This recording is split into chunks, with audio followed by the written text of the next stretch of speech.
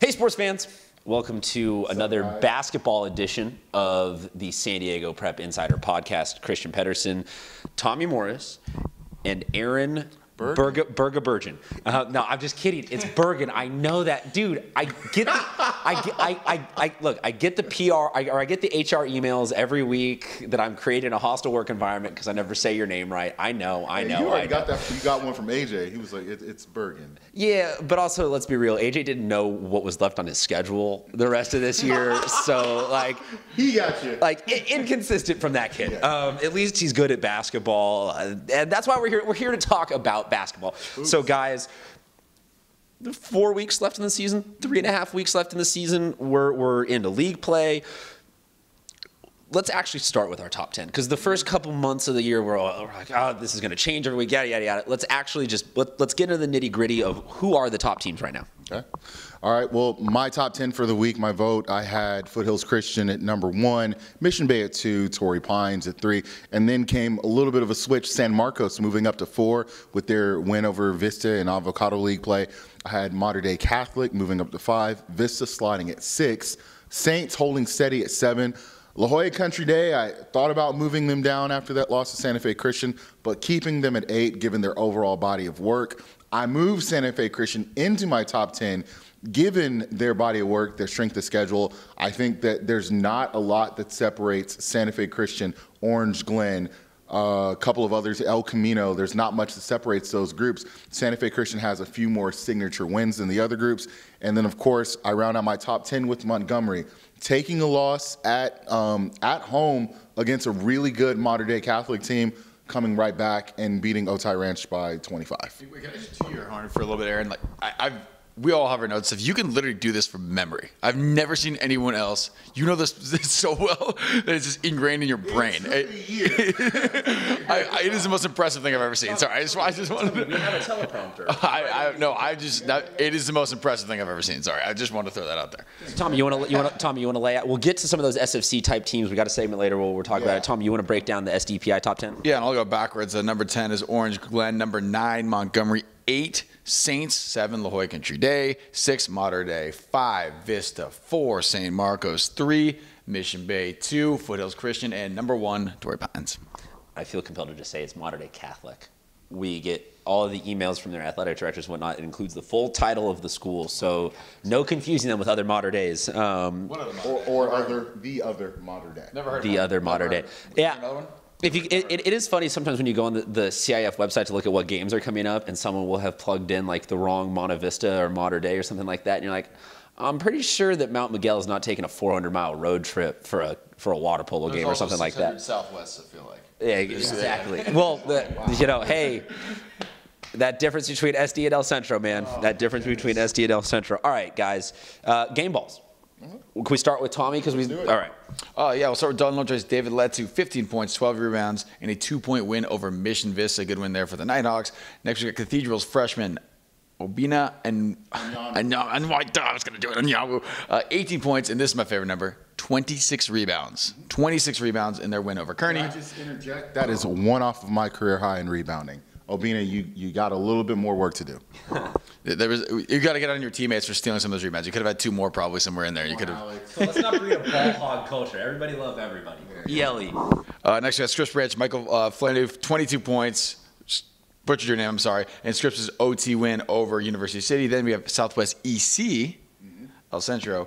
Grant Hansink, 20 points, 10 rebounds, and their win over Palo Valley Verde. Palo Verde Valley, sorry. Didn't quite stick the landing.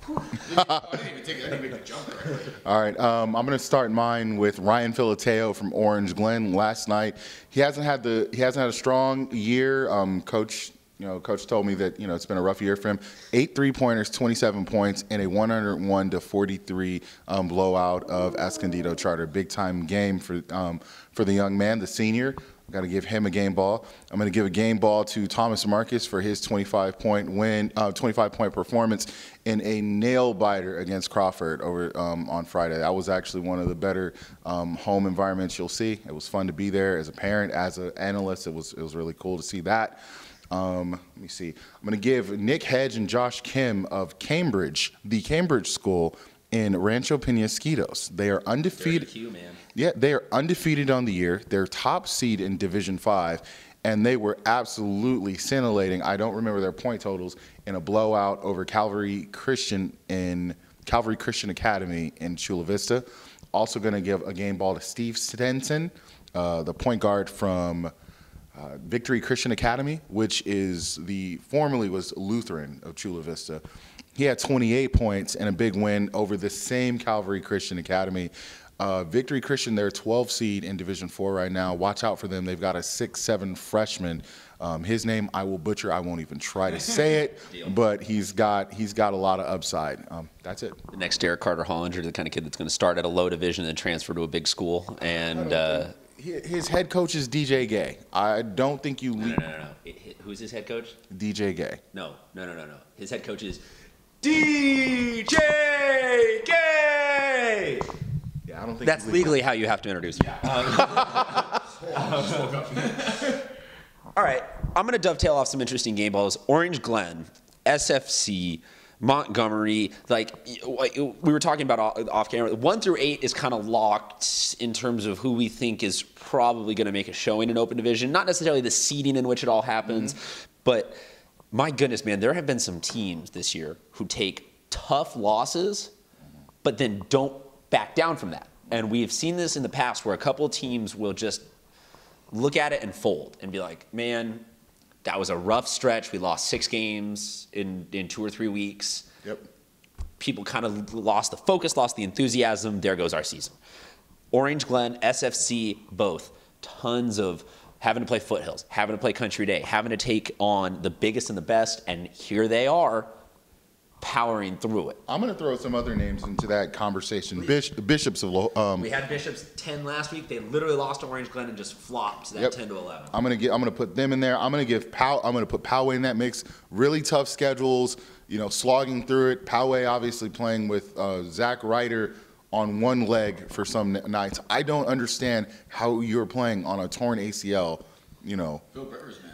Yeah, but Phillip Rivers did it for one game. Yeah. No, one game. He's been doing it the entire season. It's Herculean. Some people are just born different, man. Yeah. Wired to that higher level. Yeah, I mean, but you're right. You've got these teams, these 8, 7, 9 loss teams, and you look at their resume, their losses aren't bad losses, and they're playing night in, night out. They're playing really tough schedules, going up against top teams, and competing, and for the most part, competing in those games. Yeah, so I think mine is just a general game ball to coaches out in the county right now for being able to weather the storm and actually rising to the occasion a little bit better than we saw last year, because there's not really the definitive split and like exponential drop-off. No, it's much more of a linear drop-off. Yeah. There's your geometry for the day, kids. All right, guys, Smart. we're always trying to, keep things zesty and spicy here And educational and do new things. So their youths of the day are doing Twitter a lot, and they're doing hashtags on Twitter. So I want to play the hashtag game. I'm going to throw something at both of you guys, and just give me the hashtag. And if you want to explain it a little bit, you can. If you just want to leave it very ambiguous and let Twitter debate it, go ahead. First thing is that hashtag. We are going to. No, I'm not. Okay, I'm getting ahead. I'm trying to give myself the answer. I'm trying to get in on this game also. I know. So okay, that we're gonna see one of the top 3 teams in the county right now win open division. Hashtag safe bet. Let's go hashtag lock emoji. Lock emoji. I like that. Who is your sleeper team right now in the county? Doesn't have to be in the top division, just in general. Who's your sleeper team? Okay, think about that. Hashtag TBS. You know what it stands for? The Bishop School? Bishops. I like that. All right, I'm gonna go hashtag MMA, Mount Miguel Action. Mount Miguel Action. All righty. Divisions 3 through 5 are more interesting than divisions open through 2. Hashtag falsehood. Hashtag not this year. I'd say in years in the past, yes. This year, no. Not this year. Okay. Public versus private in terms of how well they are going to represent in the playoffs. Hashtag parity. I think public and private this year, I think it really doesn't matter. I think teams are going to, stack up against one another, and publics are going to win some, privates are going to win some. Yeah, I would say hashtag Battle Royale because it's going to be kind of a just giant mix. And Fortnite's a big thing now. Fortnite Battle Royale. Into that now, too. So that's kind of in the front of my head. Helix is just as good, if not better, this year than they were last year. Hashtag cocaine is a hell of a drug. Sorry.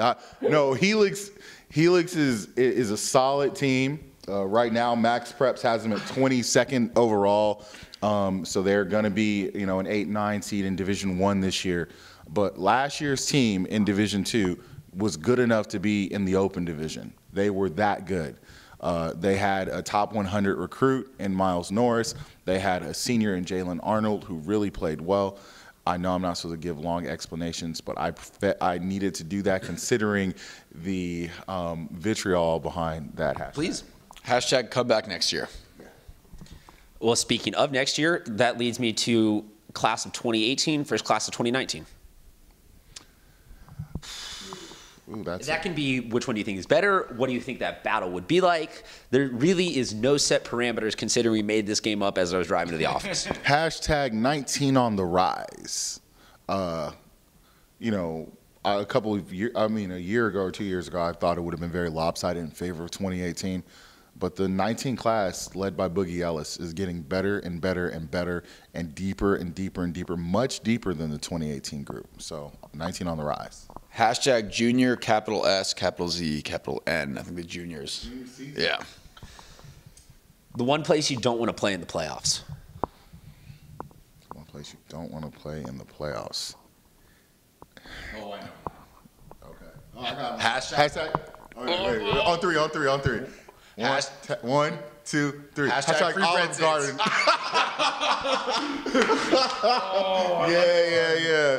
Avoiding the Olive Garden at all costs. Free breadsticks. Yeah. For those of you that might be wondering what the hell that meant, they're talking about Torrey Pines. All right, guys, that's a perfect note to end on because we can't get any better than that. Let's do game predictions. And full disclosure, I like the way that this works better when they don't have time to prep and know anything about what we're going to go with. Pacific Ridge Tri-City Christian this Wednesday. Okay. I'm going to go with Pacific Ridge on this one. They've got the home game. They're playing really well right now. Actually, they beat Maranatha Christian. They didn't, Philip Willis didn't play that game. That's a good win for their confidence. I think this is going to be one of the closest games on the calendar, but I'm going to go with Pac Ridge. I'm going to go with Tri-City. I think we had them earlier in the season for a game pick and went with them. I'll go with them again. We've got a pretty interesting pair of matchups also on Wednesday. I want to go with Parker versus Bishops. Ooh, wow. Didn't say this would be easy. It really does depend on if Max Gwynn is suiting up. He has not played a game this year due to sit-out period, ankle injury. If he's back, I'm going with Francis Parker, but that's qualified if he's back. That's such a weak thing to if and or and pick both teams. I just said if he's back, Parker wins. I picked Bishops in my sleeper school. I can't not pick them now, right? So yeah, I just you're pretty much you're locked in for the rest of the year. Any Bishops game, you have to pick them. Speaking of Bishops, I want to see this happen. I want Ike Hall, the linebacker for Saints, who's going to go play at Princeton, called Moses Mooney out on Instagram about whether or not Mooney can even ball. I want to see Moses Mooney do the same thing he does on the football field to the same people. Like literally just transfer over, let Moses go one-on-one with some people, break some ankles en route to missing a 6-foot layup.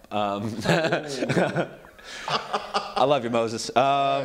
Next, last game this coming Wednesday. We've got a pretty interesting one already that we've talked about both these teams. La Jolla Country Day, Orange Glen.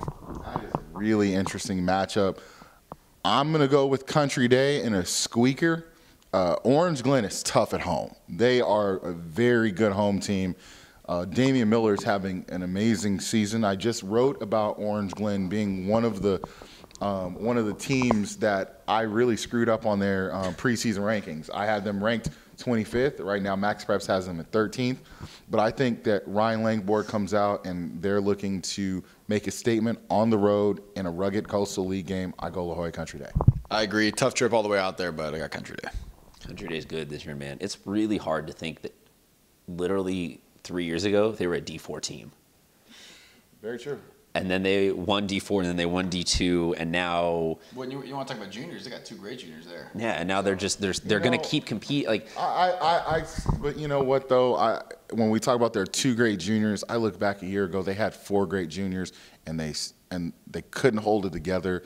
That's gonna be one of the biggest storylines next year because Mission Bay right now is they're geared up for a 2-year run, and the only team that would have stacked up against them next year would have been La Jolla Country Day with Max Gwynn and Matt Bender. I'm so disappointed that that's not going to happen. I mean, let's also not forget that La Jolla is going to win all the CIF titles ever for the rest of the years. On that note, we'll move to Friday games. Let's go. It's Friday. You don't got nothing to do. You ain't got no job. Let's talk about some basketball. RBV Oceanside. Ooh, this is actually right here. This is gonna make or break the run that the team that wins has moving forward. I'm picking RBV. They've been one of the biggest surprises in San Diego. Adding Patrick. They haven't because we've been talking about them since the Hilltop tournament. We've been talking about them since the Hilltop tournament, but I'm saying there are so many people that have they have not seen what this team has done. They're 15-7. It's a tough league. They play well at home. Oceanside, meanwhile, I think this loss is one of those losses that could really start a slide for them in terms of the rest of the league going into the Division II playoffs. I'm picking RBV. Same thing, and for the same reason. We saw him play the Hilltop tournament, was very impressed, and got to go with him. All right, this is continuing to be on Friday. West Hills, Steel Canyon. Ooh, keep it a good game. Yeah, I like this. I'm going to pick Steel Canyon in this one. They've let me down a couple of times picking them, but again, I think the last time they played West Hills was at West Hills. It was a very close game. Usually teams that play really tight games on the road usually get the win at home, because they've got a little bit of the energy behind them. Gage Sanders, underrated senior, having a good year. I'm going to pick Steel Canyon. Disagree. West Hills. Okay. Cam Berry, baby. We haven't talked about Hoover or UC this year. Oh. Hoover, UC. And this is at UC. It's at UC. This is going to be the game that decides who's going to be second place in the Central League. And I'm picking Hoover. Hoover was my pick to originally win the Central League. They've fallen game behind San Diego. They get San Diego in a really key game the following week on Tuesday. So that's going to be an interesting one. But this game right here is, I think, the most important game on Hoover's remaining schedule. And I think they go to UC and they get a very close win. Watch out for Chris Modica to have a big one. Disagree. UC coming off of a tough overtime loss. I think they bounced back. You always got to get that taste out of your mouth, so I'll take UC. All right, 2 more Friday games. This one, 5 weeks ago, we would not have even put it on our radar, but now I think it's kind of interesting. Mission Bay, Cathedral at Cathedral. I'm not saying that this is, Cathedral going to snake somebody, but this is going to be an interesting exit interview for how good this new batch is at Cathedral. You know what? And they had a preliminary exit interview against Saints at their place, and they almost beat Saints. They lost by 3. They were up 6 points in that fourth quarter. So they play really good at home. The big difference, though, is that I think that Mission Bay has a player that can contain Obina Anyanwu, and that's Ronnie Ladding. And if those things cancel each other out, then you look across the board, and Mission Bay has the advantage at every position, and I'm going to go with the Bucks. I was going to say, no one's getting 26 rebounds on Ronnie Ladding. That's not happening. That is not happening. I've seen Ronnie play a bunch of times. He is a very physical force down there. I got Mission Bay. Final game to talk about, Vista, Mission Hills. Side note on Mission Hills, congratulations, Chris Olave, on committing to play at Ohio State for football. But for as much as you did commit to Ohio State for football, the pinned tweet on your profile is still your first dunk in a game. So I know where your heart's at.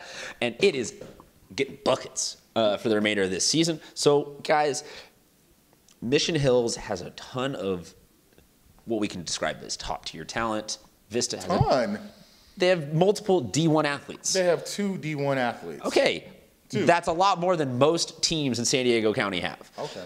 On the other side, Vista has a lot of basketball-specific talent. Mm-hmm. Is this something where we're looking at I want your X's and O's on who you think's going to win and lose, but is this something where if Mission Hills at least comes close, this is the sign that they're starting to figure things out and that to look out for them? Or is this just they have to win it, or we can abandon this season for Mission Hills? They've already had that moment where they're starting to figure it out. They almost beat San Marcos on Friday. I mean, that was, they were down 50-42 with 4 minutes left in the fourth and forced overtime against a San Marcos team at San Marcos. I mean, that's the light bulb going on.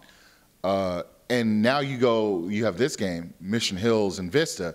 These are two teams with a lot of history, a lot of bad blood, beyond the friendships off the court, because, of course, Warren Washington, Torrey Samuels have been friends since they were like 10.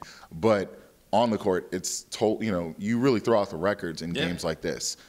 I'm picking Vista. Okay. I'm picking Vista in a very close one.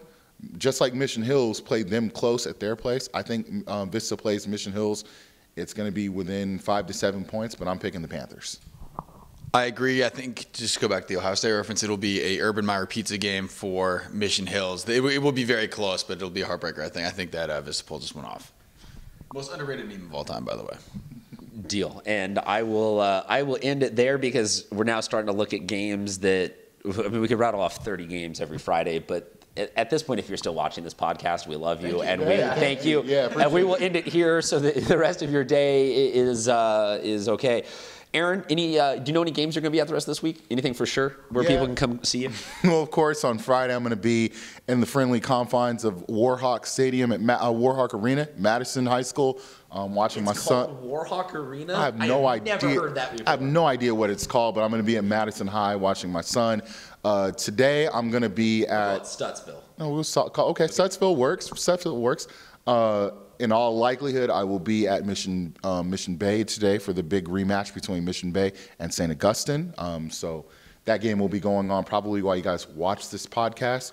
And Wednesday's a pick 'em. I'm probably looking for some teams that I haven't seen. Valley Center, you might see an appearance from full time. Yeah, that's it. I want to give you another shout out because you were at some gyms last week that I'd never seen before. So he goes everywhere. So let him know. I will tell you this right now. Spring Valley Rec Center, San Diego County Parks and Recreation Department, can you please get them some lights? You cannot have kids playing in a dungeon. I came out. Despite the fact that there is literally a gym in San Diego County that prides itself on calling itself the dungeon, you're saying that shouldn't be allowed. No, this is literally this is the dungeon. Like, I walked out, it was partly cloudy, raining, and it felt like my eyes were burning from the sunlight. That's how dark it was in that gym. Get it right, you guys. Come on. All right. That's about it. That's all we got. Thanks for watching. We will see you next week. As always, we march 1 week closer to the playoffs and us having something realistically practical to talk about. Thank you very much, folks.